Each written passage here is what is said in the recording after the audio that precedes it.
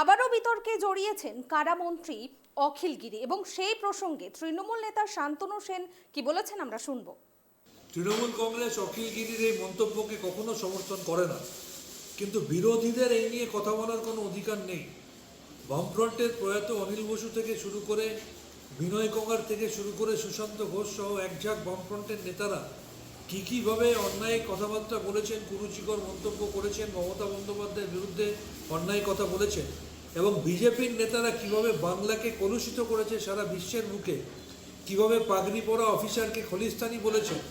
কিভাবে বীরবাহা হাসদার মতো মন্ত্রীকে বলেছে তাদের পায়ে জুতোর তলায় থাকে,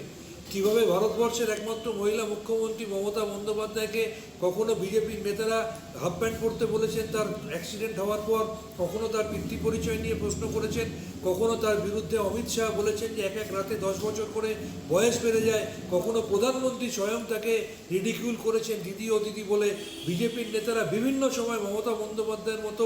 একজন মহিলা নেত্রীকে অসম্মান করেছেন। সুতরাং তাদের মুখে এই ধরনের কথা শোভা পায় না, আর তৃণমূল কংগ্রেস অখিল গিরির এই কথাকে কোনোভাবে সমর্থন করে না।